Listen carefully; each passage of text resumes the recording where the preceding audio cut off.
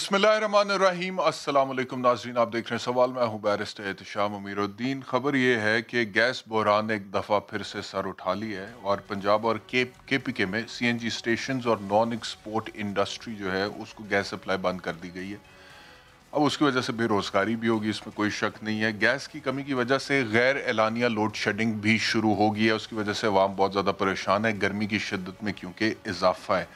अब वज़ीर तवानाई वफाकी वज़ीर जो है हमाद अज़हर साहब, वो ये कह रहे हैं कि गैस को पावर जनरेशन यानी कि बिजली की पैदावार की तरफ डाइवर्ट कर दिया गया, इस वजह से गैस का बहरान हो रहा है। लेकिन सवाल ये पैदा होता है कि अगर आपने गैस को पावर जनरेशन की तरफ डाइवर्ट किया है तो फिर बिजली की लोड शेडिंग नहीं होनी चाहिए। बिजली तो फिर आप वाफिर बनाएं कि गैर एलानिया लोड शेडिंग ना हो, लोगों को बिजली मिले। लेकिन इसका कोई जवाब नहीं है वज़ीर तवानाई के पास।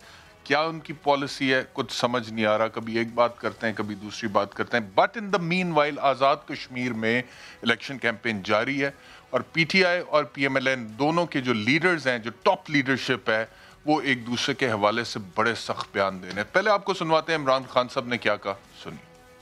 सवाल पूछें नौजवानों, जब पोलिंग स्टेशन पे जाएं और जब आप देखें ना दूसरों को, तो उनसे पूछें कि क्या जिसकी पार्टी को आप वोट दे रहे हैं, क्या उनके लीडर सादिक और अमीन हैं या नहीं है? क्या वो सच्चे और ईमानदार है या नहीं? और अगर लीडर ईमानदार नहीं है तो नीचे बेशक कैंडिडेट ईमानदार भी हो, वो कुछ नहीं कर सकता।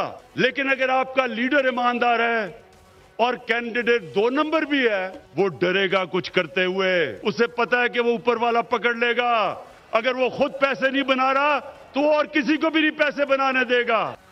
तो एक सवाल तो यहाँ पे ये पैदा होता है कि अगर नीचे वाला 2 नंबर है और पाकिस्तान तहरीक इंसाफ के दौर में भी कोई 2 नंबर लोग अगर इमरान खान साहब जिस तरह से कह रहे थे वो हैं, तो उनको आप कैसे पकड़ेंगे और क्या उनकी अकाउंटेबिलिटी होगी, कैसे हो सकती है? अब दूसरी तरफ मरियम नवाज साहिबा जो है वो क्या बात कर रही हैं, वो भी बड़ी सख्त बात कर रही हैं। ऐसी बात कर रही हैं कि जिसके बाद मियाँ शहबाज शरीफ साहब को दोबारा सामने आना पड़ता है, एक्टिव होना पड़ता है और वो पांव पकड़ने वाले बयानात भी कुछ देने पड़ते हैं। क्या कहा मरियम नवाज ने, सुनिए। मेरे भाइयों, अब नोट का भी वक्त चला गया और बूट का भी वक्त चला गया। कल बाग के अवाम ने जो नोट को और बूट को शिकस्त दिए, मैं आप सबको हाथ जोड़कर सलाम पेश करती हूँ। 3 साल से तुम हुकूमत में हो और एक पेज पर होने के बावजूद वो एक पेज जो अब इसको कहता था ना सेम पेज पे है, वो अब शेम पेज बन चुका है। तो मरियम नवाज कह रही थी कि शेम पेज बन चुका है। बहरहाल और भी इशूज़ हैं इसके हवाले से। मेरे साथ जो पैनल है उनका तारुफ कराता हूँ। मेरे साथ रेगुलर पैनल है फॉर द पॉलिटिकल डिस्कशन, उसका तारुफ कराता हूँ। अली नवाज अवान साहब पाकिस्तान तहरीक इंसाफ से, सेनेटर आज़म नज़ीर तारड़ साहब पाकिस्तान मुस्लिम लीग नवाज से और सलीम बुखारी साहब सीनियर तजज़कार हमारे साथ हैं। एक ब्रेक लेते हैं, ब्रेक के बाद वापस आते हैं। वेलकम बैक टू सवाल। शाह महमूद कुरैशी साहब हमारे साथ हैं। शाह साहब, मुझे बताइएगा कि आप जो चीन का दौरा कर रहे हैं, प्राइम मिनिस्टर साहब के कहने पे ये जो बम धमाका हुआ था, दहशतगर्दी की कार्रवाई हुई थी, क्या यही वजह है कि आप वहाँ पे चाइनीज गवर्नमेंट को एतमाद में लेने के लिए जा रहे हैं या कोई लार्जर एजेंडा के लिए जा रहे हैं वहाँ पे?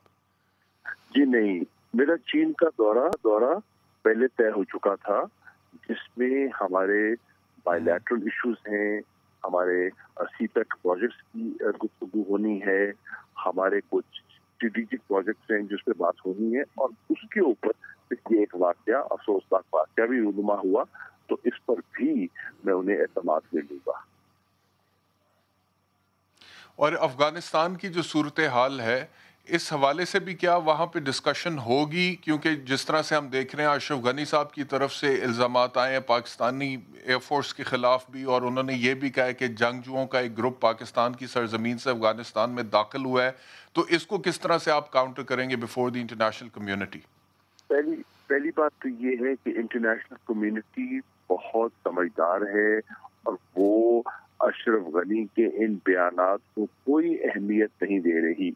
जब उन्होंने ताशकंद में ये गैर जिम्मेदाराना, मैं कहूँगा, गुफ्तगू की, तो लोग उसको ज्यादा पजीराई नहीं दी। 10,000 उन्होंने कहा कि लोग वहां से आए हैं, कोई सबूत नहीं। बिल्कुल बेतुकी सी बात की उनने। और फिर जो एयरफोर्स का उन्होंने उनकी बात की उसकी भी नफी हो गई और बड़ी वजाहत से बयान आ गया। उनके बयानात में एक घबराहट दिखाई दे रही है और अंदरूनी जो इंतशार बढ़ता चला जा रहा है उसका खौफ तारी दिखाई दे रहा है। चीन में इंशाल्लाह जब मैं जाऊंगा तो चीन के वजीर खारजा से मेरी दुशांबे में भी मुलाकात हुई थी और अफगानिस्तान की सूरत हाल पर तबादला ख्याल हुआ। और अब जो दोहा में मुज़ाकरात हो रहे हैं, नशिस्त हो रही है, कल अपना एम्बेसडर ज़ल्मे खलीलज़ाद भी तशरीफ ला रहे हैं, से भी मुलाकात का इम्कान है। तो इस सूरत हाल में भी चीन में तबादला ख्याल होगा। और क्या वहाँ पे भारत के किरदार के हवाले से भी बात होगी? क्योंकि एक खबर ये भी आई कि भारत वैसे तालिबान से मुज़ाकरात करता है, जिधर जिधर तालिबान का वफ्द के पीछे पीछे भारतीय वज़ीर ख़ारजा गए हैं, पहले ईरान गए फिर रूस गए। दूसरी तरफ वहाँ से जो कार्गो प्लेन्स आए थे भारत की तरफ से, उसमें ये भी खबर आई जी कि उसके अंदर असला लाया गया और अफ़गान फ़ौज को असले की फराहमी की गई भारत की तरफ से। एक तो इस हवाले से बताइएगा। दूसरा, ये जो भारतीय काउंसलेट था कंदहार में, जब तालिबान ने कंदहार का कंट्रोल संभाला जी, तो वहाँ पर उससे मुतसिल एनडीएस का जो कंपाउंड था वहाँ से 3 अरब पाकिस्तानी रुपए मिले हैं और कहा यह जा रहा है कि ये वो पैसे हैं जो भारत इस्तेमाल कर रहा था अफगानिस्तान की सरजमीन से, इन पैसों को इस्तेमाल कर रहा था पाकिस्तान में होने वाली दहशत गर्दी की कार्रवाइयों के हवाले से। और हमारे मुल्क में हाल ही में कुछ दहशत गर्दी के इवेंट्स हुए भी हैं। तो भारत का ये जो चेहरा है, जैसे प्राइम मिनिस्टर भी कहते हैं आरएसएस की आइडियोलॉजी है, इसको भी आप बेनकाब करेंगे वहां पे जाके, इस पे भी बात करेंगे? देखिए, भारत का चेहरा तो बेनकाब होता चला जा रहा है। आज भारत का जो स्पॉइलर का रोल है वो दुनिया समझना शुरू हो गई है।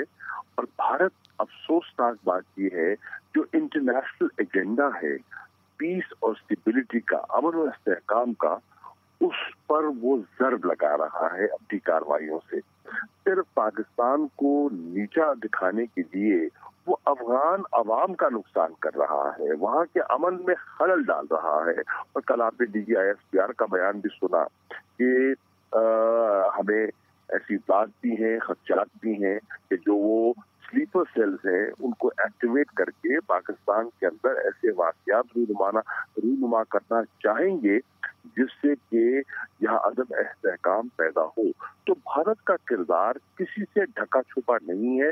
इसके बारे में मैं अक्सर इंटरनेशनल कम्युनिटी को आगाह करता रहा हूँ, इन टाइम करता रहा हूँ, अक़वाम मुत्तहिदा को करता रहा हूँ और इंशाअल्लाह इस पर मज़ीद चीन में खुलकर बात होगी। ठीक है, बहुत सारी ऐसी चीज़ें जो मैं आपसे डिस्कस करना चाहता हूँ, लेकिन क्योंकि अभी आप टेलीफोन लाइन पर हैं तो वो पॉसिबल नहीं हो सकेगा। मैं चाहूँगा किसी दिन 1-on-1 आमने सामने बैठ के आपसे गुफ्तगू करूँ। और CNN का जो आपका इंटरव्यू था जिसमें CNN की एंकर ने एंटी सेमिटिज़म के हवाले से आपके ऊपर इल्ज़ाम लगाया, इजराइल फ़लस्तीन इशू के हवाले से, कश्मीर पे भी बात की, चाइना के हवाले से भी कुछ सवाल पूछे, तो हम एक क्लियर कट जो है उस हवाले से चाहते हैं कि आपका मौक़िफ़ सामने आए। तो होपफुली किसी वक्त मौका मिला तो इंशाल्लाह आमने सामने बैठेंगे। बहुत शुक्रिया शाह महमूद कुरैशी, बहुत शुक्रिया हमें ज्वाइन करने के लिए। इंशाल्लाह लुक फॉरवर्ड टू दैट। आगे बढ़ते हैं जी, we'll start off with regular political discussion. Ali Nawaz Awan साहब, आपसे गुफ्तगू का आगाज़ करते हैं। सर, ये जो इमरान खान साहब ने कहा कि ऊपर लीडर अगर सादिक और अमीन हो तो नीचे कैंडिडेट 2 नंबर भी आ जाए तो फिर भी गुजारा हो जाता है, क्या इससे ये नहीं लगता कि नीचे की जो करप्शन है उसको खान साहब फॉर ग्रांटेड लेते हैं और ये गलती है? पिछले 3 साल से इमरान खान साहब की, आपकी PTI की हुकूमत है, लेकिन उसके बावजूद हमने देखा कि वो जो ट्रांसपेरेंसी इंटरनेशनल की रिपोर्ट्स थी उसमें भी करप्शन के हवाले से इतनी कोई अच्छी बातें सामने नहीं आई। तो इसको फॉर ग्रांटेड लेना बंद करना ज़रूरी नहीं है आपके ख्याल में? और दूसरी तरफ सर, ये जो सदाकत और ईमानत है टॉप लीडरशिप की, अवाम का पेट तो इससे नहीं भरता ना। अवाम को तो चाहिए कि महंगाई ना हो, बेरोज़गारी ना हो, गैस बिजली बहरान ना हो। तो इन चीज़ों की तरफ भी तो फोकस करना बहुत ज़रूरी है। अली नवाज अवान साहब। जी बिल्कुल ठीक बात है। मैं शुरू इस तरह करता हूँ, जो आपने इंट्रो दिया था और उसमें आपने कहा था कि फिर दोबारा से लोड शेडिंग शुरू हो गई थी और फिर आपने अहमद अजहर को कोट भी किया था। میں آپ کو بتا دیتا ہوں اس کی ریزننگ کیا ہوئی ہے کہ آپ کا جو ہب پاور ہے اس کے اوپر ایک ٹیکنیکل فالٹ آیا ہے، اور اس کے بعد جو ابھی تک ہمارا جو منگلہ ہے اس کے اوپر جو پانی ہمیں ریسیو ہونا چاہیے اور جو اس کے بعد اس کا اخراج ہونا چاہیے جس سے وہ بجلی بنتی ہے، وہ پراپرلی ابھی تک نہیں ہوا۔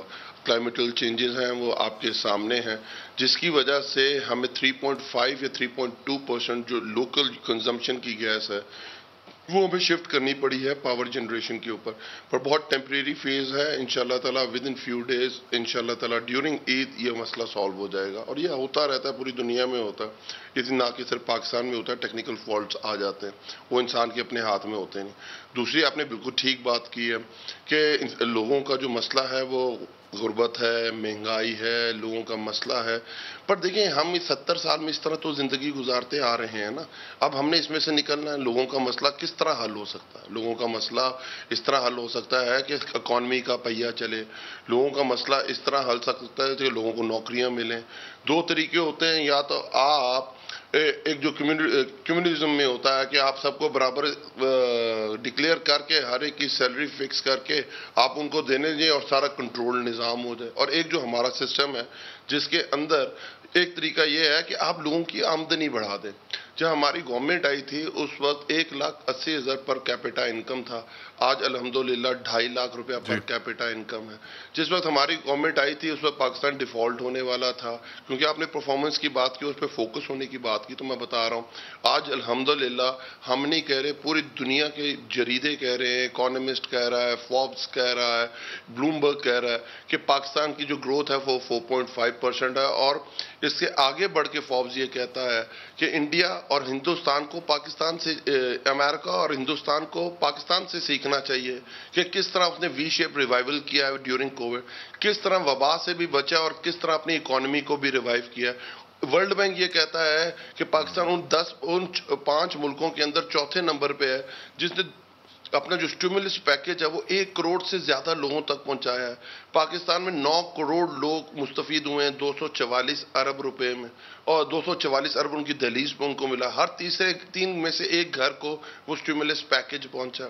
آپ کے سامنے ہے جس طرح کی فارن پالیسی اپنائی گئی ہے، اس ملک کو جو غلامی میں دھکیل دیا گیا تھا، اس ملک کو کہا جاتا تھا کہ اوپر سے آپ ڈرون اٹیک کرتے رہیں، اوپر سے ہم تنقید کرتے رہیں گے، جہاں یہ کہا جاتا تھا کہ پاکستان بمبئی اٹیک سے، یہ لوگ پاکستان سے جاتے ہیں، اور وہ گواہی ICA کے اندر پاکستان کے خلاف استعمال ہوتی ہے کہ نواز شریف پرائم منسٹر عمران خان نواز شریف یہ کہتا ہے ICA میں جو گواہی دی گئی کہ یہ لوگ تو پاکستان سے گئے تھے جنہوں نے ممبئی اٹیکس کیے تھے، اور جس طرح کلبھوشن کا نام نہیں لیا جاتا۔ یہ پہلی دفعہ ہوا ہے کہ اسرائیل کو کہا گیا ہے کہ جب تک آپ جسٹ فلسطینیوں کا رائٹ نہیں دیں گے اس وقت تک ہم آپ کو قبول نہیں کریں گے۔ بہت سارے اسلامی ملک کر رہے ہیں، جس طرح اخوان پالیسی جو 9/11 کے بعد تحریک انصاف کا موقف تھا، عمران خان کا موقف تھا، آج پوری دنیا اس موقف کے آ گئی ہے۔ پاکستان کی فارن پالیسی کی یہ جیت ہے۔ اس کے بعد جو آپ کے سامنے کشمیر ایشو ہے، جس طرح کشمیر ایشو لڑا گیا ہے، جس طرح پوری دنیا کو انٹرنیشنلائز کیا گیا ہے کشمیر ایشو کو، وہ بھی آپ کے سامنے ہے کہ آج جو انڈیا کا مجھے اجازت دیں، 2018 میں جو ان کا نیریٹو تھا جو پوری دنیا بائی کر رہی تھی کہ پاکستان سے ٹیررزم ہوتا ہے، پاکستان سے سوسائڈل بمبنگ ہوتی ہے، پاکستان سے لوگ جا کے ٹیررزم کرتے ہیں، آج پوری دنیا کوس رہی ہے انڈیا کو۔ پوری دنیا سمجھ رہی ہے کہ جو ہٹلر کی ایڈیالوجی تھی وہی مودی کی ایڈیالوجی ہے، وہی RSS کی ایڈیالوجی ہے، جو صرف نہ کہ مسلمان کسی بھی مینورٹی کو برداشت کرنے کے لیے کسی بھی مینورٹی کو برداشت کرنے کے حق میں نہیں ہے۔ تو یہ 3 سالوں میں تو یہ آپ سمجھ سکتے ہیں کہ یہ تو ایک طرح میریکل ہے نا کہ ہم 3 سالوں کے اندر ہر چیز کو ریوائیو کر گئے ہیں، چاہے وہ اکانومی ہے، جس طرح ہم نے کووڈ سے جنگ کی ہے، جس طرح فورن پالیسی کے محاذ میں ہم نے جنگ کی ہے اور اپنے آپ کو منوایا ہے۔ آپ کہہ رہے ہیں کہ جو اچیومنٹس ہیں، آپ کی اجازت دیجیے کہ مجھے اعظم نذیر طاہر صاحب آپ کی طرف آ رہا ہوں۔ علی نواز اوان صاحب تو یہ کہہ رہے ہیں کہ پچھلے 3 سال میں ہم نے جو کچھ اچیو کر لیا ہے یہ تو میریکل ہے، نہیں تو پاکستان تو ڈیفالٹ کر چلا تھا، اس کے علاوہ انٹرنیشنل کمیونٹی میں پاکستان کی رسپیکٹ نہیں تھی، چاہے وہ ممبئی اٹیکس کے حوالے سے بات ہو یا دیگر معاملات ہو۔ اور اس کے علاوہ پرائم منسٹر صاحب کا آج کا جو سٹیٹمنٹ ہے جس میں وہ کہہ رہے ہیں کہ جب آپ ووٹ ڈالنے جائیں تو یہ پوچھیں اور یہ دیکھیں کہ جو ٹاپ لیڈرشپ ہے وہ صادق اور امین ہے کہ نہیں ہے، تو ڈائریکٹلی براہ راست آپ کی لیڈرشپ کی طرف اشارہ ہے نا جی. میاں نواز شریف صاحب کی نااہلی ہوئی سپریم کورٹ سے آرٹیکل 62 63 میں, تو کس طرح سے رسپونڈ کریں گے ان باتوں کو اعظم صاحب؟ جی تھینک یو احتشام. جہاں سے آپ نے آخری بات کی وہیں سے شروع کرتے ہیں. میاں نواز شریف صاحب کا پورے پاکستان نے یہ سنا کہ سپریم کورٹ نے انہیں نااہل کیا کہ ان کے جو ریسیویبلز تھے بیٹے کی طرف سے, جو ان کی کمپنی میں ان کے شیئر کی تنخواہ تھی, وہ انہوں نے کیونکہ ڈکلیئر نہیں کی, تو اس وجہ سے انہیں وہاں سے فارغ کیا گیا وزارت عظمیٰ سے. اور یہ اپنی طرح کے چند ایک کیسز میں سے ہے جس میں جو ایپکس کورٹ ہے وہ ایک طرف تو معاملہ بھیج رہی ہے انکوائری کے لیے, اور دوسری طرف کہہ رہی ہے کہ یہ ایک ریسیویبل ہے جس کی ڈیفینیشن آج تک نہیں آئی, اور اب تک کوشش کی جا رہی ہے کہ اس کو قانون کا حصہ بنایا جائے کہ ریسیویبل نے ڈکلیئر ہونا ہے کہ نہیں. ٹیکس لاز میں تو یہ اماؤنٹ بنتی نہیں. ابھی اس سال میں انہوں نے یہ امینڈمنٹ کرنے کی کوشش کی ہے. تو یہ صادق اور امین والا قصہ میرے خیال میں یہ بہت اب گھس پٹ گیا ہے. اس پہ بہت باتیں ہو چکی ہیں. سپریم کورٹ نے صرف اس ایک پوائنٹ کے اوپر انہیں کی ہے. اس کے بعد ان کا ٹرائل ہوا, ٹرائل چلے, وہ ایک کہا کہ وہ 9A4 میں تو ہم انہیں فارغ کرتے ہیں, ایکویٹ کرتے ہیں کیونکہ کرپشن ان پہ ثابت نہیں ہوئی. 9A5 میں البتہ انہوں نے نواز شریف صاحب کو سزا دی, اور اس عرصے میں یہ کہا جاتا رہا کہ نیب عدالتیں بالکل آزاد ہیں. یہ بہت اچھا جوڈیشل سسٹم ہے پاکستان کا, کوئی اس پہ انگلی نہیں اٹھا سکتا. اور دوسری طرف سے یہ بارہا باتیں آئیں جو کہ بعد میں ارشد ملک کی ویڈیوز نے ان کو آشکار کر دیا. اور کل بھلا وہ پرائم منسٹر صاحب کا انہوں نے آزاد کشمیر میں جلسہ عام سے خطاب کرتے ہوئے یہ بات کہہ دی کہ نواز شریف صاحب کو جیل میں ڈالا سپریم کورٹ نے, حالانکہ ان کی جو سزا کا فیصلہ ہے وہ اکاؤنٹیبلٹی کورٹ سے ہوا. اور بارہا یہ ترجمان حکومتی ان کے دور میں بھی, پچھلے دور میں بھی, اور اس کے بعد بھی یہ کہتے رہے کہ جی وہ تو ایک اپیل کا پروسیس ہے سپریم کورٹ کا, اس میں ایک کیس ختم ہو گیا, اب اس کے بعد یہ ٹرائل کورٹ تھا. اس سے بھی نکلتے ہیں.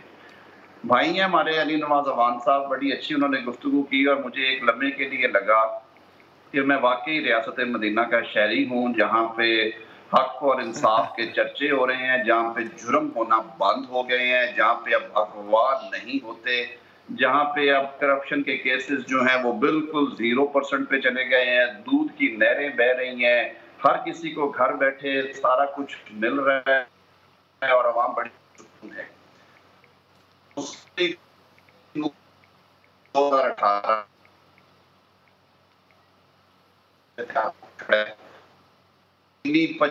100 میں بھی نہیں دکھتی, اور صاحب آپ کے آڈیو کا تھوڑا ایشو آ رہا ہے. آٹے میں 40% اضافہ ہوا. اوور آل مہنگائی میں احتشام 33% اضافہ ہوا ہے ان 3 سالوں میں. آپ باہر ذرا سڑک پہ جا کے دیکھیں. Can you hear me Ehtisham? جی I can hear you now. جی میں سن سکتا ہوں آپ کو. Can you hear me? آپ سن سکتا ہوں. ہاں جی. تو جو مہنگائی کا انڈیکس ہے وہ یہی جاری کرتے ہیں جی, جو ہمارا محکمہ شماریات ہے وہ جاری کرتا ہے, وہ 33% بڑھا ہے. انہوں نے کہا پر کیپٹا آمدن یہاں سے وہاں پہ چلی گئی. بھی سیدھی سی بات ہے, جب آپ اسے کیلکولیٹ کرتے ہو فار انٹرنیشنل اکانومی, اور وہ جو آپ نے ورلڈ بینک کو رپورٹس دینا ہوتی ہیں وہ ڈالرز میں کیلکولیٹ ہوتا ہے. اب جب ڈالر 106 روپے کا تھا جب یہ گورنمنٹ گئی, اور آج ڈالر 158 اور 160 پہ کھڑا ہے, تو ظاہر ہے جب وہ ڈالرز میں پر کیپٹا انکم شو کی جائے گی تو وہ بڑھے گی نا. آپ کی کرنسی ڈی ویلیو ہو گئی. آپ کا جو ڈالر کے اگینسٹ ریٹ 106 روپے تھا وہ جب 160 پہ جائے گا تو پر کیپٹا تو بڑھے گی. تو خدارا عوام کو ان جو فج قسم کے فگرز ہیں یا وہ لفظوں کی جو شعبدہ بازی ہے اس سے تو آپ عوام کے پیٹ نہیں بھر سکتے ہیں. اگلی بات رہی, ٹھیک ہو گیا جی, مجھے اجازت دیجیے گا. I have to go to سلیم بخاری صاحب now.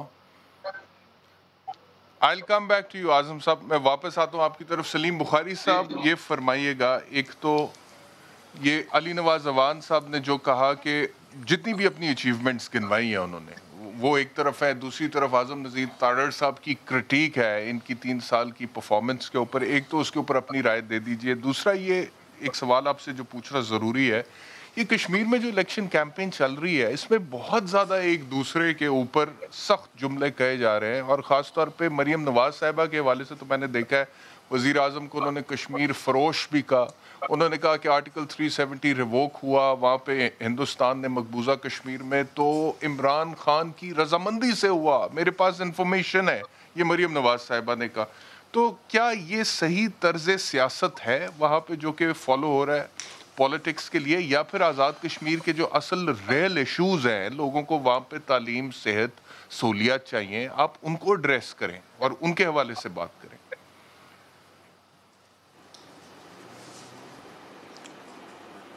بہت لمبا سوال آپ نے مجھ سے کر دیا، میں کوشش کرتا ہوں اس کا جواب دینے کی. دیکھیے گزارش یہ ہے کہ ایک تو سب سے پہلے عمران خان صاحب کا جو اسٹیٹمنٹ تھا کہ جی جب اوپر آنیسٹ آدمی آئے گا تو اس کے نیچے پھر چوری نہیں ہوتی ہے، یہ اس کی تصدیق کے لیے پھر ہمیں 2 3 4 سوال پوچھنے کی اجازت ہونی چاہیے کہ یہ پٹرول مافیا، بجلی مافیا، دوائیاں مافیا، چینی مافیا، آٹا مافیا، لینڈ مافیا، یہ پھر کیسے ایک ایماندار پرائم منسٹر کے نیچے سب کچھ ہو سکتا ہے؟ ایک تو یہ سوال ہے، اس کا جواب چاہیے بہت ضروری. دوسری یہ کہ ہمارے بھائی علی احمد اوان صاحب نے کہا جو بہت قابل عزت ہے ہمارے لیے، انہوں نے کہا جی 4 سے 4.5% جو ہے جی ڈی پی ہو گئی ہے، اور دنیا کے یہ جریدے اور مجلے کہہ رہے ہیں، انہیں کہیں ذرا مجھے نام ضرور بتا دیں اس کا، کیونکہ ابھی تو 4 کا فگر ہی نہیں ہضم ہوا تھا کسی کو، تو یہ 4.5 پر لے گئے ہیں. دوسری بات یہ ہے کہ دیکھیے گزارش یہ ہے، جی میں عرض کر دیتا ہوں، ذرا مجھے بول لینے دیجیے. گزارش یہ ہے جب آپ کسی کی معیشت دیکھتے ہیں نا، جب آپ کسی کی معیشت اور معیشی پالیسیوں اور اقتصادی پالیسیوں کا جائزہ لیتے ہیں تو ہمیشہ یہ دیکھتے ہیں کہ گراؤنڈ لیول کے اوپر غریب آدمی کی کیفیت کیسی ہے. اگر تو کوئی مجھے یہ کہنا چاہے کہ اس وقت غریب آدمی اور عام آدمی جو ہے، جو لوور مڈل کلاس اور مڈل کلاس ہے، وہ بہت سکھی ہے، ان کے تو بالکل کمال ہو گیا، وہ تو مظاہرے کر رہے ہیں کہ جناب ایسی حکومت تو پہلے کبھی آئی نہیں. اصل میں چیک کرنے کا طریقہ وہی ہے، یہ جو فگرز کی گیم ہے نا، یہ پہلے انہوں نے اپنے اسحاق ڈار صاحب نے بھی بہت کھیلی، پھر حفیظ شیخ صاحب کھیل کے گئے، اور ایسی کھیل کے گئے کہ ان کے اوپر اب کیس ہو رہے ہیں، نیب کا کیس ہو رہا ہے ان کے اوپر. تو یہ اس سے نہیں جج ہوتا، یہ اسی سے جج ہوگا کہ جب یہ حکومت آئی تھی تو آٹا کیا ریٹ تھا، چینی کتنے کی تھی، کیونکہ عام آدمی کا تعلق ان چیزوں سے ہے. اب آ جائیے آپ آزاد کشمیر کے الیکشن کے حوالے سے، آپ نے صرف وہ کہتے ہیں نا کہ ایک چیز اس میں سے چن کے تو بتا دی ہمیں کہ مریم نواز نے وہاں بڑی گفتگو کی ہے، لیکن یہ چور اور ڈاکو کے نعرے ایجاد کیے کس نے ہیں؟ کچھ آپ کو یاد پڑتا ہے یہ کہاں سے ایجاد ہوئے، کب سے شروع ہوئے یہ؟ تو جب چور ڈاکو صاحب کا پرائم منسٹر ہو، چاہے موجودہ پرائم منسٹر ہو، اس کے حوالے سے جب یہ چور ڈاکو کے نعرے ملیں گے تو پھر یہ کشمیر فروش ہو گیا یا فلاں فروش ہو گیا، یہ جو ہے بے تکی بات ہے. میں اس کو انڈورس نہیں کر رہا ہوں، لیکن فرق ہے میرے خیال میں سلیم بخاری صاحب، اگر آپ اجازت دیں کن کی ہے. Last but not the least, وہ فرق آپ ڈھونڈ لیجیے گا نا، تھوڑا جو بھی فرق ہے آپ ڈھونڈ لیجیے گا. لیکن اب آ جائے اگر آپ مجھے اجازت دیں، آپ سے میں اختلاف کرنے کی جسارت کرنے لگا ہوں سلیم بخاری صاحب، اگر آپ اجازت دیں تو. وہ چور ڈاکو کے نعرے جو ہے نا وہ تو پاکستان کی پالیٹکس میں چل ہی رہے ہیں نا، چور ڈاکو کے نعرے پاکستان کی پالیٹکس میں چل رہے ہیں، ہم یہاں پہ وہ کر رہے ہیں، ہم سن رہے ہیں، 73 سالوں سے یہی کچھ ہو رہا ہے. But when it comes to Kashmir it is a very sensitive issue, اور وہاں پر ہم آزاد کشمیر کا مقدمہ لڑیں بفور دی انٹرنیشنل کمیونٹی. اور یہ کہنا کہ آپ کے سٹنگ پرائم منسٹر کی رضامندی تھی آرٹیکل 370 کو ریووک کرنے میں، this is something exactly different from that. تو اس وجہ سے یہ بہت حساس ہے میرے خیال میں، اس کے اوپر ذمہ داری کا ثبوت دکھانا پولیٹیکل، تمام پولیٹیکل لیڈرشپ کو، چاہے وہ پی ایم ایل این ہے، پی ٹی آئی ہے. جی وہ بالکل آپ کی بات ٹھیک ہے، لیکن آپ یہ بھی اس بات کو بھی ذرا ڈھونڈنے کے شروع کہاں سے ہوتی ہے. یہ کہیں تو مودی کا یار ہے، غدار ہے سے شروع ہوتی ہے، کہیں مودی کے گھر آ جانے کے بارے میں جس طرح کی زبان استعمال ہوتی ہے وہ بھی آپ کے سامنے ہے. تو اس میں لمبا جانا نہیں چاہتا. آزاد کشمیر کے الیکشن کو اگر ہم فوکس کریں تو آپ نے مریم کی تو بتا دی ہے، جو کہ ان کا غیر ذمہ دارانہ ہے، میں بالکل مانتا ہوں انہیں سٹنگ پرائم منسٹر کے بارے میں زبان استعمال نہیں کرنی چاہیے. لیکن جو زبان خیر سے علی امین گنڈا پور استعمال کر رہے ہیں یا جو وہ مراد سعید صاحب کر رہے ہیں، کو اس کے بارے میں آپ نے کچھ کہنا مناسب نہیں سمجھا؟ کہہ دیتے ہیں سر. کہتے ہیں پوچھتے ہیں پی ٹی آئی والے سے پوچھتے ہیں علی نواز امان صاحب بتائیے گا جی علی مین گنڈا پور صاحب کے حوالے سے تو یہ بھی خبر آ گئی جی کہ ان کو وہاں سے نکلنے کا حکم دے دیا اور علی مین گنڈا پور صاحب بھی عجیب گفتگو کرتے ہیں جی پہلے وہ مریم صاحبہ کے حوالے سے انہوں نے وہ کوئی عجیب و غریب باتیں کر دیں پتہ نہیں اب میرا تو دل بھی نہیں کر رہا کہ میں وہ رپیٹ کروں پرانی بات ہے گلگت بلتستان کی آپ کو یاد آ گیا ہوگا کہ یہ خوبصورتی آپ کے پیسوں کی یہ کیا بات ہے مطلب کہ یہ کوئی بات ہے کرنے والی جو علی مین گنڈا پور صاحب نے کی تھی ابھی وہ نوٹوں کی تھدیاں وہاں پہ بانٹ رہے تھے ابھی انہوں نے غداری کے فتوے بھی وہاں پہ لگا دیے تو یہ طرز سیاست تو پھر آپ کی پارٹی میں بھی آ رہا ہے نا اچھا میں تھوڑا سا گنوا دیتا ہوں تھوڑی سی لمبی بات کی سلیم بھائی نے تو میری قابل عزت ہیں سلیم بخاری صاحب بٹ میرا خیال تھا کہ ان کو پتہ ہوگا انٹرنیشنل جریدوں کا کہ اگر وہ اکانومسٹ پڑھتے ہیں تو اس میں آیا ہے اگر وہ فوربس انٹرنیشنل پڑھتے ہیں تو اس میں آیا ہے اگر وہ بلومبرگ کو فالو کرتے ہیں جو دنیا کی اکانومیز کے بارے میں لکھتا ہے تو میرا خیال ان کو پتہ چل جائے گا اور جو نیشنل اکاؤنٹس کمیٹی ہے اس نے 10 مہینے کی رپورٹ دی تھی اچھا سلیم بخاری صاحب اگر میں بول لوں آپ مجھے بات کمپلیٹ کرنے دیں میں آپ کو ساری کی ساری ڈیٹیل بھی بھجوا دوں گا نیشنل اکاؤنٹس کمیٹی کی 10 مہینے کی رپورٹ تھی کہ آخری 3 مہینے میں پاکستان میں کووڈ تھا جو جی میں پلیز نہیں میں بالکل بھجواؤں گا سلیم بخاری صاحب تاکہ آپ آئندہ یہ الفاظ نہ استعمال کر سکیں آپ کی کریکشن ہو جائے وہ اچھی چیز ہوتی ہے علم پہ تو کسی کا وہ نہیں نا ہولڈ وہ تو کہیں سے بھی ملے تو اچھی بات ہوتی ہے تو بات کرنے کا مقصد یہ ہے وہ 10 مہینے کی رپورٹ تھی اس کے بعد جو پاکستان کے فگرز آئے ہیں جو ویٹ کی بمپر کراپ ہوئی ہے اس کو جو لارج اسکیل مینوفیکچرنگ نے 68% سے گرو کیا ہے آن ایوریج 12.5% سے گرو کیا ہے پھر جو اس کے اندر جو رول ہے آپ کے باقی ایکسپورٹس کا جو اراؤنڈ $2.2 بلین سے بڑی ہے تو اگر وہ دیکھیں گے تو 4.6 کے قریب جا کے وہ فگر آتا ہے پر پھر بھی ان کے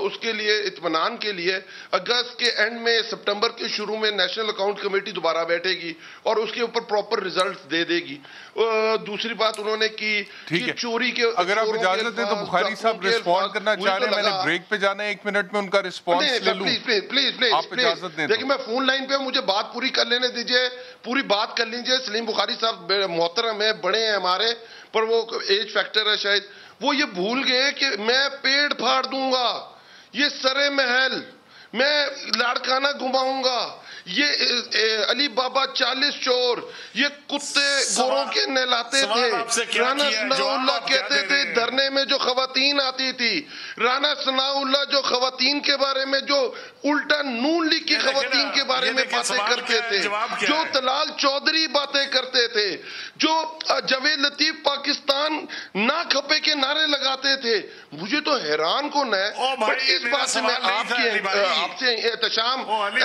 میں آپ سے ایگری کرتا ہوں کہ ایسے الفاظ استعمال نہیں کرنے چاہیے ہم ٹھیکیدار نہیں ہیں کسی کو فتویٰ دینے کا ہم کسی کو غدار نہیں کہہ سکتے ہم کسی کو یہ نہیں کہہ سکتے تم پاکستانی نہیں ہو الفاظ سوچ سمجھ کے بولنے چاہیے but heat of the moment ہوتا ہے کہ جب آپ کی نعرے بازی ہو رہی ہو جب آپ کی اوپوننٹ پارٹی آپ پہ پوائنٹ سکورنگ کر رہی ہو تو ہیٹ آف دا مومنٹ ایسی باتیں ہو جاتی پر نہیں ہونی چاہیے ٹھیک ہے مجھے ایک بریک کے بعد واپس جائیں گے تاڑر صاحب اور سلیم بخاری صاحب اس حوالے سے جو بھی رسپونڈ کرنا چاہ رہے ہیں we'll get that response after the break. Welcome back to سوال کیونکہ سلیم بخاری صاحب نے سوال پوچھا تھا علی نواز امان صاحب نے اس کا جواب دیا اب سلیم بخاری صاحب رسپونڈ کرنا چاہ رہے تھے before the break so I think in کا رائٹ ہے کہ وہ رسپونڈ کر لیں جی بخاری صاحب فرمائیں آپ جو بھی کہنا چاہ رہے ہیں بہت شکریہ آپ کا احتشام گزارش یہ ہے کہ میں نے جو سوال اٹھائے تھے ان میں سے تو کسی کا جواب انہوں نے دیا نہیں ہے میں نے ان سے وہ اتنے مافیاز کا پوچھا تھا وہ وہاں بھی نہیں بولے ان کو میری عمر جو ہے وہ بہت تکلیف دے رہی ہے غالباً میرے خیال سے ان کے خاندان میں میری عمر کو شاید کوئی پہنچا نہیں ہے ہم یہاں تبصرہ کرنے آئے تھے ہم یہاں رشتہ کرنے تو آئے نہیں تھے جہاں عمر آڑے آ گئی ہے गुजारिश ये है कि असल में जब तक आप फोकस नहीं होंगे, अली अहमद अवान साहब का मैंने शुरू में कहा था बहुत इज्जत मेरे दिल में थी, इसलिए कि मेरा पहला उनके साथ इनकाउंटर है, लेकिन उनको लगता है किसी ने ये कह के भेजा है कि आज आपने शट अप कॉल दे के आनी है सलीम बुखारी को, उसका मुंह बंद करके आना है आपने, इसलिए उन्होंने फायर खोल दिया है बगैर सोचे। ये चूंकि उनकी मिनिस्ट्री नहीं है इसलिए उनके फिगर्स जो हैं वो हवाई हैं, आसमान में बातें करते हैं, वो कहीं पर रह के वो देख लेंगे कौन से जरीदे हैं। असल बात यह है कि ये वतीरा बदलना पड़ेगा इनको कि जो भी कोई ढंग की बात भी करे उसको पड़ जाओ, ले दे के उसकी ऐसी तैसी कर दें। ये रवैया छोड़ दें भाई साहब, इसका नुकसान हो रहा है आपको। मैं ईमानदारी से आपको कहता हूं मेरा कतन कोई इरादा नहीं था इस किस्म की फजूल गुफ्तगू करने का जो मैं कर रहा हूं, लेकिन आपने मुझे मजबूर किया। खुदा के लिए इस तरह मत कीजिए। सिंपल सवाल मैंने पूछे थे और वो भी मेरा ख्याल ये था आप टू द पॉइंट जवाब देंगे, बिकॉज आप बहुत अहम रुकन है अपनी पार्टी के, लेकिन आपने तो मेरी ऐसी तैसी करने में मेरे ख्याल से समझा कि बस मेरा काम हो गया है। बिल्कुल काम नहीं हुआ आपका। जो सवाल मैंने उठाए हैं वो अपनी जगह मौजूद है, आपके पास जवाब नहीं है। सही है। अली नवाज अवान साहब, आप बुखारी साहब की लाइन कट गई मेरे ख्याल में, मेरे तक पहुंचा नहीं। चलिए आगे बढ़ते हैं, आगे बढ़ते हैं। आज़म नज़ीर, मैं लाइन पर हूं। नहीं, मेरी बात रिवाइव कर लें। मैं लाइन पर हूं। मैं जवाब देना चाह रहा हूं, अगर सलीम बुखारी साहब ने कंप्लीट कर लिया। जी फरमाइए। जी फरमाइए। जी मैं ये एक्सपेक्ट नहीं कर रहा था सलीम बुखारी साहब से, चलो छोटों से गलती हो जाती है, पर मेरा ख्याल अगर को मेरी कोई बुरी बात लगी तो मैं माजरत कर लेता हूँ। पर मेरा ये एक्सपेक्ट नहीं कर रहा था कि वो जिस तरह की बातें करेंगे, क्योंकि वो बड़े हैं, कि रिश्तों की बातें होंगी कि हम रिश्ते देने आए हैं। मेरा उनसे इख्तलाफ है और वो नजरियाती इख्तलाफ है। मेरा एक है नॉलेज की बेस पे मैं अपना हकाइक पे नहीं, आप बड़े हैं, आप ना भी मांगे तो कोई मसला नहीं, आप बड़े हैं और मेरा ख्याल है कि हमारी ट्रेनिंग का ये हिस्सा है। और स्पेशली नहीं, आप बड़े हैं, आप ना भी करें सलीम बुखारी साहब, कोई आप बड़े हैं सलीम बुखारी साहब। अच्छा, लेट मी स्पीक। आप बड़े हैं, आप अपनी बात पे कर लीजिएगा जो भी आपने बात करनी है। हाँ प्लीज। सलीम बुखारी साहब, मैं अगर बात कंप्लीट कर लूं तो आसानी हो जाएगी। अगर आप चाहते मैं बात नहीं करता तो मैं नहीं करता। जी प्लीज। वो सुन रहे हैं, आप कर लें कंप्लीट। नहीं प्लीज, आपका राइट है, ये कैसे हो सकता है? आप बात कीजिए पूरी। मेहरबानी। आपने मुझे कहा था कि आप बताएं ये कहां पे आया हुआ है। मैंने एक इत्तेशाम आपको भी व्हाट्सएप की है फोर्ब्स की रिपोर्ट, वो सलीम बुखारी साहब को भेज दीजिएगा। अभी मैं जैसी आपका शो खत्म होगा मैं इकोनॉमिस्ट की खबर, मैं ब्लूमबर्ग की रिपोर्ट, ये सब आपको भेज दूंगा और सलीम बुखारी साहब को भेज दीजिएगा। अगर फिर भी उनको मेरी बात कायल ना कर सकी तो उसका तो मैं फिर कुछ नहीं कर सकता। उसके बाद मैं जो उन्होंने बाकी बातें की कि आप मुझे बात बताएं कि हमने ये साबित किया कि नहीं किया है तशाम, कि जब भी हमारी पार्टी में पैसों का कोई लेन देन, आपके सामने 2017 में हमारे सिटिंग 19 मेंबर्स प्रोविंशियल असेंबली के हमने निकाल दिए कि सेनेट में उन्होंने पैसे लिए हैं। अभी भी जिन लोगों का केस आता है उनको वो भुगतना पड़ता है, उसका जवाब देना पड़ता है, जेल जाना पड़ता है। ये पहली दफा पाकिस्तान के अंदर हो रहा है। उन्होंने मुझे कहा कि इन्होंने पहली दफा ये बात सुनी है और उन्होंने इशारा किया प्राइम मिनिस्टर इमरान खान की तरफ। हम तो ये बात कर रहे हैं 96 से 97 से, हम तो ये कह के आए थे कि हम एहतसाब करेंगे, हम ये कह के आए थे कि इस मुल्क का सबसे बड़ा मसला करप्शन है, हम ये कह के आए थे कि हम इसके खिलाफ लड़ेंगे। हम तो इस चीज पे वोट मांगा है लोगों से और लोगों ने हमें वोट दिया है। हम बाकी लोगों ने तो इस चीज पे वोट नहीं लिया था ना। मुझे एक बात ये बताएं कि क्या नवाज शरीफ ने पीपल्स पार्टी की लीडरशिप के साथ गद्दार से लेके, डाकू से लेके, चोर से लेके और पर्सनल जातियात के ऊपर अटैक्स किए कि नहीं किए? क्या मेरी पार्टी के अंदर प्राइम मिनिस्टर इमरान खान जिनकी प्राइवेट लाइफ को, उनकी वाइफ की लाइफ को, कभी उन्हें यहूदी लॉबी, कभी उन्हें तालिबान खान, किस तरह उनको अजियत नहीं पहुंचाएगी? क्या हमने कभी किसी की पर्सनल लाइफ के बारे में बात की? सर जर्नलिज्म को भी उठना पड़ेगा। पाकिस्तान एक एवोल्यूशनरी प्रोसेस के अंदर है। आप किसी को अगर मैं कहता हूं तुमने पैसे खाए हैं और पूरी दुनिया में पनामा पेपर्स में पूरी फैमिली का नाम आया है, और मैं ये जैसे अभी वो कह रहे थे वकील साहब कि जी उनको तो इक्विक्ट कर दिया था सुप्रीम कोर्ट ने सिर्फ पैसे लेने के ऊपर कि मैंने बच्चे से सैलरी ली है। हमारा तो ये कहना है कि सुप्रीम कोर्ट ने सही सजाएं नहीं दी। हम तो समझते हैं कि अगर 3-4 महीने सुप्रीम कोर्ट के अंदर केस चलता है, 4 महीने जेआईटी के अंदर जेआईटी चलती है, और वो एक भी मनी ट्रेल देने से कासिर रहते हैं। सुप्रीम कोर्ट जो मैक्सिमम कर सकती थी अली नवाज अवान साहब, वो सुप्रीम कोर्ट ने कर दिया था। ना एली कर सकती थी, वो कर दिया था। सजा तो अकाउंटेबिलिटी कोर्ट ने देनी थी। अगर आप मुझे इजाजत दें जी, मैं तारड़ साहब आपकी तरफ आ रहा हूँ। तारड़ साहब आपकी मेरी पाकिस्तान तो क्या इंग्लैंड में भी कोई ज्यादा नहीं है मेरे खानदान की। तो मुझे एक बात बताएं, इसमें हम गलत क्या कह रहे हैं? आ रहा हूँ जी, आ रहा हूँ, मैं आपकी तरफ आ रहा हूँ। अली नवाज अवान साहब इजाजत दीजिएगा, अब ऑपोजिशन का मौकिफ लेना जरूरी है। जी तारड़ साहब, तारड़ साहब जी ले मुझे तो वैसे ही बड़ी शर्म आ रही है। मुझे लग रहा है मैं कोई जलसा सुनने के लिए आया हुआ। आपने अगर पैनल डिस्कशन करनी होती है तो आप फिर ठीक है हमें छुट्टी दे दें। मैं तो सुन रहा हूँ पिछले आधे घंटे से जो फरमान जारी हो रहे हैं, मैंने क्या बात करनी है? कोई एक तरीका कार, हमें एक दूसरे की बात सुनने का हौसला होना चाहिए। हम लोग माइक पकड़ते, हम छोड़ते ही नहीं है। आप एक खामोश सामने की तरह बैठे हुए हैं, सुन रहे हैं, वही बातें सारी रिपीट हो रही हैं। मैंने क्या बात करूं? बात ये है कि हमें जब तक हमने मिल बैठ के डायलॉग से, सियासत में जो सबसे अच्छी चीज थी वो बर्दाश्त थी, और ये जो अदम बर्दाश्त है और ये जो कल्चर अभी राइज है कि आप जोरदार आवाज में बोले और दूसरे को बात ना करने दें और उसका मौक़िफ़ ही ना सुने, अगर यही सियासत और जमहूरियत है तो फिर अल्लाह हाफिज हमारे सारे सिस्टम का। मैं तो यकीन माने, मैं घड़ी से देख रहा हूँ, मैं पिछले 25 मिनट से सिर्फ सुन रहा हूँ एक सामने के तौर पे, तो मुझे मेरे साहब अब मैंने आपको वक्त दे दिया ना तारड़ साहब, अब मैंने आपको मौका दिया ना सर, अब आप नॉन स्टॉप बोलें, आपके पास मौका है सर, आप जो जवाब देना चाहते हैं। एक ये बहुत प्रॉब्लम है कि एंकर के ऊपर सारा बर्डन शिफ्ट कर दिया जाता है। अब वो जो बोलेंगे मैं उसको कंट्रोल तो नहीं कर सकता ना sir, it is his choice कि उन्होंने क्या बोलना है। अब मैंने आपको माइक दिया sir, it is your choice, आप जो बोलना चाहते हैं आप फरमाइए, और मैं सुन रहा हूँ। मैं जब हम सुनते हैं तब भी सियासतदानों को प्रॉब्लम होता है, और जब हम क्रॉस क्वेश्चन करते हैं तब भी प्रॉब्लम हो जाता है सर। अब the mic is yours, whatever you want to say, sir, please say. आप मुझे 20 साल से 25 साल से जानते हो, मैं बहुत अच्छा सामने हूँ। मैंने कभी ना किसी को इंटरप्ट किया है, ना मुझे ये मेरे बड़ों ने सिखाया है। मैं तो जिस पेशे में उसमें भी तहम्मुल और बर्दाश्त की हर चीज है। मैं सिर्फ ये अर्ज करूंगा कि बात हुई जी अकाउंटेबिलिटी की कि अक्रॉस द बोर्ड हो रही है। भाई काहे की अक्रॉस द बोर्ड है? आप ही की कैबिनेट में बैठे हुए वो लोग भी हैं जिनकी इंक्वायरीज 4-4 साल से चल रही हैं। 16 रिटें हुई हैं मखदूम खुसरो बख्तियार और उनके भाई के नैब इंक्वायरी के बारे कि जी वो कंक्लूड की जाए, उस पे बिल्कुल कोई पेशरफ्त नहीं है। मालम जब्बा केस पिछले 3 साल से पेंडिंग है, उसमें कोई पेशरफ्त नहीं है क्योंकि उसमें वजीर दिफा साहब का नाम आता है और बहुत सारे वज़रा का और नाम आता है, और जो प्राइम मिनिस्टर साहब के प्रिंसिपल सेक्रेटरी हैं उनका नाम आता है।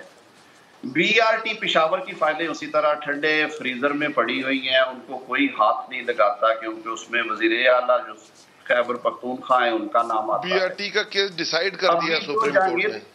जो अवान साहब मौका दे दियो तुसी पाइयो साडे को, मैं ते खामोशी नाल बैठा था। सर बोलो सर बोलो। अगली बात ये है कि आप कोई एक हो, परसों जो रिंग रोड में हुआ और जो जावेद चौधरी साहब का कॉलम आया है और जो इंकशाफात रिंग रोड में अभी एंटी करप्शन वालों ने कहा जी हमारे पर चलते हम इससे आगे जा नहीं सकते। भाई पंजाब में तो आपके पर नहीं चल रहे, आप तो लोगों की जो 50-50 साल पुराने इंतकालात थे, जो जमीनें 5-5 हाथ बिकी हुई थी, आप रेवेन्यू हायरार्की को इन्वॉल्व किए बगैर वो भी तोड़ने के ऑर्डर पास कर चुके हैं। तो रिंग रोड में उन्होंने जो वज़रा हैं दोनों, उनको टोटली क्लियर कर दिया।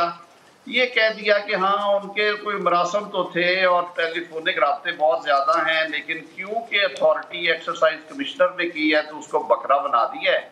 कमिश्नर को और एक दो जो लैंड एक्विजिशन कलेक्टर थे, तहसीलदार, उन्हें जेल में डाल दिए और सारे बैठे। ये क्या मुनाफिकत है हमारी।